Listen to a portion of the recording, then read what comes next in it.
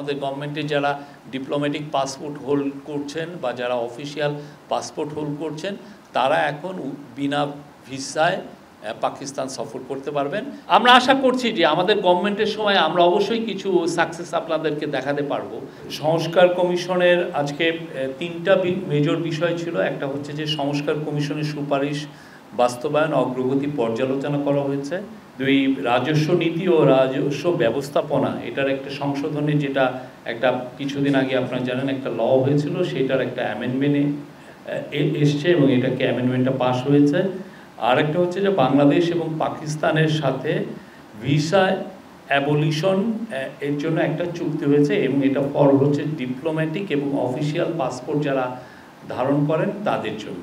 পাকিস্তানের বিষয়ে আমাদের যে এটা হচ্ছে যে এই রকম চুক্তি আমরা আরও 31টা দেশের সাথে করেছি। এই চুক্তিটা হবে 5 বছরের জন্য। এর ফলে যারা আমাদের গভর্নমেন্টে যারা ডিপ্লোম্যাটিক পাসপোর্ট হোল্ড করছেন বা যারা অফিসিয়াল পাসপোর্ট হোল্ড করছেন তারা এখন বিনা ভিসায় পাকিস্তান সফর করতে পারবেন এবং একইভাবে পাকিস্তানের যারা অফিসিয়াল পাসপোর্ট হোল্ড করছেন বা পাকিস্তানের পাসপোর্ট হোল্ড করছেন তারাও বাংলাদেশে সফর করতে পারবেন উইদাউট এনি ভিসা। এটা আমাদের একটা স্ট্যান্ডার্ড প্র্যাকটিস, আমরা অনেকগুলো 31টা দেশের সাথে করেছি। আরেকটা আপনি জানেন যে আগামী 24, 25, 26 তারিখে রোহিঙ্গা একটা কনফারেন্স হচ্ছে কক্সবাজারে। এই অন্তর্বর্তীকালীন গভর্নমেন্ট রোহিঙ্গা ইস্যুটাকে খুব সিরিয়াসলি দেখছেন। আপনি জানেন এই বিষয়ে আমরা অনেকের সাথে আমরা কাজ করছি, অনেক দেশের সাথে খুব নিবিড়ভাবে আমরা এই বিষয় নিয়ে আলাপ আলোচনা করছি।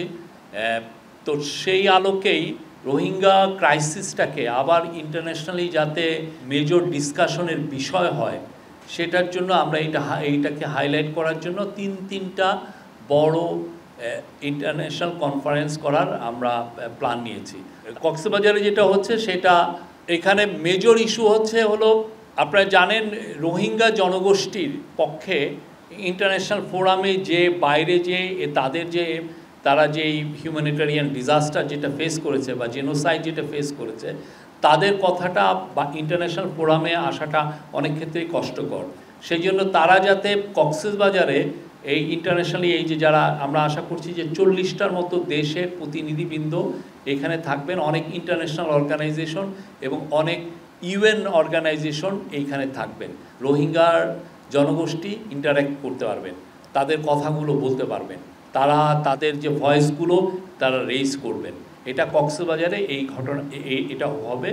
একটা দিনও এই গভর্নমেন্ট অপচয় করছে না, খুব লেগে আছে। যেখানে টিম পাঠানোর দরকার প্রত্যেকটা জায়গায় টিম পাঠানো হচ্ছে।